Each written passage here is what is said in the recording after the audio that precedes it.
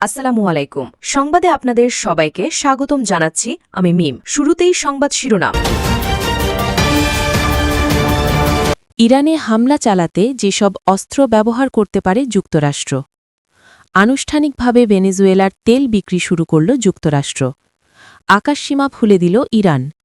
উত্তেজনার মধ্যেই মধ্যপ্রাচ্যে বিমানবাহী রণতারী পাঠাচ্ছে যুক্তরাষ্ট্র। প্রিয় দর্শক, আপনি যদি আমাদের চ্যানেলে নতুন হয়ে থাকেন তাহলে আমাদের চ্যানেলটি সাবস্ক্রাইব করুন ও নতুন নতুন সংবাদে যুক্ত থাকুন। এতক্ষণ শুনছিলেন সংবাদের শিরোনাম, এখন বিস্তারিত। ইরানে হামলা চালাতে যেসব অস্ত্র ব্যবহার করতে পারে যুক্তরাষ্ট্র। গত বছর ইরানের পারমাণবিক স্থাপনায় চালানো বিমান হামলাকে বড় সামরিক সাফল্য হিসেবে তুলে ধরেছিল ট্রাম্প প্রশাসন। ওই অভিযানে যুক্তরাষ্ট্রের B-2 বোমারু বিমান থেকে বিশ্বের সবচেয়ে শক্তিশালী 14টি বোমা ফেলা হয়। এছাড়া অভিযানে সহায়তা করতে বহু যুদ্ধবিমান, জ্বালানি সরবরাহকারী বিমান ও অন্যান্য সহায়ক বিমান অংশ নেয়। এখন আবার ইরানে হামলার হুমকি দিচ্ছেন প্রেসিডেন্ট ডোনাল্ড ট্রাম্প। এবার তার বক্তব্যের পেছনে যুক্তি হিসেবে তুলে ধরা হচ্ছে তেহরানের কঠোর শাসনের বিরুদ্ধে রাস্তায় নামা সাধারণ মানুষের আন্দোলনের প্রতি সংহতি। তবে বিশ্লেষকদের মতে নতুন করে যুক্তরাষ্ট্র হামলা চালালে তা গত গ্রীষ্মের মতো সীমিত পরিসরের পারমাণবিক স্থাপনায় আঘাতের মধ্যে সীমাবদ্ধ নাও থাকতে পারে। বিক্ষোভকারীদের সমর্থনে হামলা চালাতে হলে ইরানের ইসলামিক রেভলিউশনারি গার্ড কর্পস বা IRGC, তাদের সহযোগী বাসিজ বাহিনী এবং পুলিশ বাহিনীর কমান্ড সেন্টার ও সংশ্লিষ্ট স্থাপনাগুলো লক্ষ্যবস্তু হতে পারে। এ বাহিনীগুলোই মূলত বিক্ষোভ দমনে কঠোর অভিযান চালাচ্ছে। কিন্তু সমস্যা হল, এসব কমান্ড সেন্টারের অনেকগুলোই জনবসতিপূর্ণ এলাকায় অবস্থিত। এতে হামলা হলে বেসামরিক মানুষের প্রাণহানির ঝুঁকি থাকে। বিশ্লেষকদের মতে এতে উল্টো ফল হতে পারে। এতে যুক্তরাষ্ট্র যাদের সমর্থন করতে চায় সেই সাধারণ মানুষই ক্ষতিগ্রস্ত হতে পারে। পাশাপাশি ইরান সরকার এটি প্রচারণার হাতিয়ার হিসেবে ব্যবহার করতে পারে। যুক্তরাষ্ট্রের সাবেক নৌবাহিনী কর্মকর্তা ও বিশ্লেষক কার্ল শুস্টার বলেন, যাই করা হোক তা অত্যন্ত নির্ভুল হতে হবে। IRGCর বাইরে কোনো বেসামরিক হতাহত হলে পরিস্থিতি উল্টো দিকে যেতে পারে। তার মতে সামান্য ভুলেও বেসামরিক মানুষ নিহত হলে যুক্তরাষ্ট্রকে আর মুক্তিদাতা হিসেবে দেখা হবে না। তখন অনেক সংস্কারপন্থী মানুষও যুক্তরাষ্ট্রের বিরুদ্ধে অবস্থান নিতে পারে। কোন লক্ষ্যবস্তুতে হামলা হতে পারে? অস্ট্রেলিয়ার গ্রিফিথ এশিয়া ইনস্টিটিউটের গবেষক পিটার লেইটন বলেন, বেসামরিক হতাহতের ঝুঁকি থাকলেও যুক্তরাষ্ট্রের সামনে বিভিন্ন ধরনের লক্ষ্যবস্তু রয়েছে। তার মতে শীর্ষ নেতৃত্ব পরোক্ষভাবে ঝুঁকিতে থাকতে পারে। তবে আগের হামলা থেকে শিক্ষা নিয়ে তারা গুরুত্বপূর্ণ স্থাপনা ও ব্যক্তিদের লুকিয়ে রাখা ও ছড়িয়ে দেওয়ার কৌশল নিয়েছে। শুস্টারের ভাষায়, ইরান জানে কিভাবে গুরুত্বপূর্ণ বিষয় আড়ালে রাখতে হয়, কিন্তু আমরা দেখিয়েছি যেটা খুঁজে পাই সেটাই আঘাত করতে পারি। তবু শাসক গোষ্ঠীর নেতাদের বাসভবন বা দপ্তরে হামলা একটি বার্তা দিতে পারে বলে মনে করেন লেইটন। তার মতে সামরিক দিক থেকে এর গুরুত্ব কম হলেও এটি প্রতীকী পদক্ষেপ হতে পারে। আরেকটি কৌশল হতে পারে অর্থনৈতিক চাপ। বিশ্লেষকদের মতে IRGC ও শীর্ষ নেতৃত্বের দেশের বিভিন্ন খাতে ব্যবসা ও অর্থনৈতিক স্বার্থ রয়েছে। এসব স্থাপনায় হামলা চালানো হলে ব্যক্তিগত ও পারিবারিকভাবে তারা ক্ষতিগ্রস্ত হবে। অস্ট্রেলিয়ার সরকারের এক হিসেবে বলা হয়েছে, ইরানের মোট দেশজ উৎপাদনের 1/3 থেকে 2/3 পর্যন্ত নিয়ন্ত্রণ করে IRGC। এই বিশাল অর্থনৈতিক নেটওয়ার্কের দুর্বল জায়গাগুলো খুঁজে বের করাই হতে পারে লক্ষ্যবস্তু। শুস্টার বলেন, উদ্দেশ্য হতে পারে IRGCর সদস্যদের নিজেদের নিরাপত্তা নিয়ে বেশি চিন্তিত করে তোলা, যেন তারা শাসন ব্যবস্থার স্বার্থে ঝুঁকি নিতে অনিগ্রহী হয়। আনুষ্ঠানিকভাবে ভেনেজুয়েলার তেল বিক্রি শুরু করল যুক্তরাষ্ট্র। ভেনেজুয়েলায় অভিযান চালিয়ে প্রেসিডেন্ট নিকোলাস মাদুরোকে সস্ত্রীক অপহরণ ও দেশটির তেল সম্পদের ওপর পূর্ণ নিয়ন্ত্রণ স্থাপনের পর আনুষ্ঠানিকভাবে সেই তেল বিক্রি শুরু করেছে যুক্তরাষ্ট্র। ইতোমধ্যেই $50 কোটি তেল বিক্রিও হয়ে গেছে। খবর CNN-এর।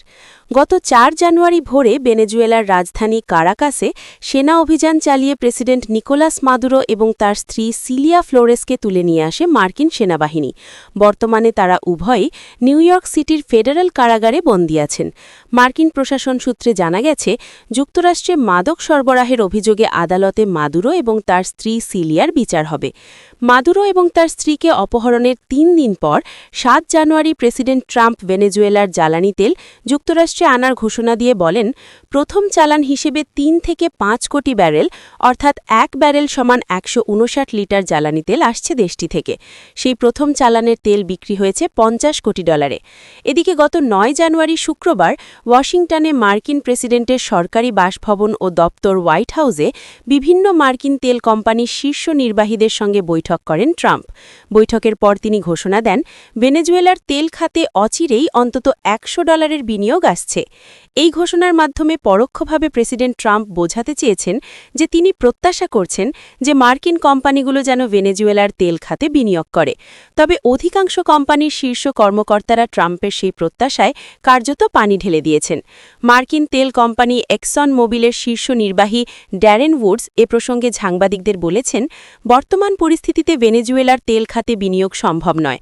এটা বিনিময়ের অযোগ্য, কারণ এখানে অনেক আইনগত এবং বাণিজ্যিক ফ্রেমওয়ার্ক তৈরি করতে হবে। একমাত্র তাহলেই আমরা বুঝতে পারব যে সেখানে বিনিয়োগের রিটার্ন হিসেবে আমরা কি পাব। প্রসঙ্গত, দক্ষিণ আমেরিকা মহাদেশের অন্তর্গত ভেনেজুয়েলা বিশ্বের সবচেয়ে তেল সমৃদ্ধ দেশ। যুক্তরাষ্ট্রের জ্বালানি তথ্য বিষয়ক কর্তৃপক্ষ সংস্থা EIA এর তথ্য অনুসারে ভেনেজুয়েলার খনিগুলোতে মজুদ আছে কমপক্ষে ৩০,৩০০ কোটি ব্যারেল অপরিশোধিত তেল। বিশ্বের খনিগুলোতে মোট যত তেল মজুদ আছে তার ১/৫ আছে ভেনেজুয়েলায়। তবে এত বড় মজুদ থাকা সত্ত্বেও দেশটির দৈনিক তেলের উৎপাদন খুবই কম। প্রতিদিন গড়ে মাত্র 10 লাখ ব্যারেল তেল উত্তোলন করে ভেনেজুয়েলা। আন্তর্জাতিক বাজারে বর্তমানে যে পরিমাণ অপরিশোধিত তেল সরবরাহ আসে তার মাত্র 0.৮% আসে ভেনেজুয়েলা থেকে। আকাশসীমা খুলে দিল ইরান। সাময়িক বন্ধ রাখার পর আবারও আকাশসীমা খুলে দিয়েছে ইরান। ফ্লাইট ট্র্যাকিং তথ্য অনুযায়ী এখন বিমানগুলোকে তেহরানের দিকে প্রবেশ করতে দেখা যাচ্ছে। খবর TRT ওয়ার্ল্ডের। অনলাইন ফ্লাইট ট্র্যাকিং সেবা ফ্লাইট রাডার ২৪ বৃহস্পতিবার নিশ্চিত করেছে ইরানের আকাশসীমায় চলাচলে নিষেধাজ্ঞা সংক্রান্ত নোটিশ বা নোটামের মেয়াদ শেষ হয়েছে এবং একাধিক বিমান দেশটির আকাশসীমায় প্রবেশ করেছে। নিরাপত্তাজনিত কারণ দেখিয়ে ইরান সাময়িকভাবে আন্তর্জাতিক বেসামরিক ফ্লাইট ছাড়া সব ধরনের বিমান চলাচল বন্ধ রেখেছিল। শুধু অনুমোদিত আন্তর্জাতিক আগমন ও প্রস্থান ফ্লাইটকে চলাচলের অনুমতি দেওয়া হয়েছিল। প্রাথমিক ঘোষণায় জানানো হয়েছিল ১৫ জানুয়ারি পর্যন্ত তেহরানের আকাশসীমা বন্ধ থাকবে এবং কেবল বেসামরিক কর্তৃপক্ষের পূর্বানুমতি পাওয়া নির্দিষ্ট ফ্লাইটই চলাচল করতে পারবে। ইরানের অভ্যন্তরীণ ও আঞ্চলিক ক্রমবর্ধমান উত্তেজনার মধ্যেই এই সিদ্ধান্ত আসে। বর্তমানে দেশটিতে সরকার বিরোধী বিক্ষোভ চলছে এবং এ নিয়ে আন্তর্জাতিক মহলে ব্যাপক সমালোচনা সৃষ্টি হয়েছে।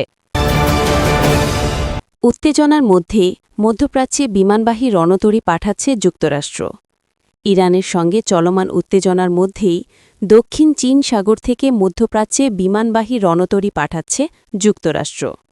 মার্কিন সংবাদ মাধ্যম নিউজ নেশন এক প্রতিবেদনে এ তথ্য জানিয়েছে। এরই মধ্যে বহর নিয়ে গন্তব্যস্থলে রওনা দিয়েছে USS এব্রাহাম লিঙ্কন, যেখানে রণতরী ছাড়াও বিভিন্ন ধরনের যুদ্ধজাহাজ, ডেস্ট্রয়ার, ফ্রিগেট ও সাবমারিন রয়েছে। সংবাদ মাধ্যমটির দাবি, পেন্টাগনের নির্দেশে আগামী ১ সপ্তাহের মধ্যেই সেন্ট্রাল কমান্ড এরিয়াতে পৌঁছাবে এই ক্যারিয়ার স্ট্রাইক গ্রুপ। মধ্যপ্রাচ্য সহ উত্তর পূর্ব আফ্রিকা, মধ্য ও দক্ষিণ এশিয়ার মোট ২১টি দেশ নিয়ে গঠিত যুক্তরাষ্ট্রের সেন্ট্রাল কমান্ডের ভৌগোলিক অবস্থান। এতক্ষণ আমাদের সাথে থাকার জন্য ধন্যবাদ।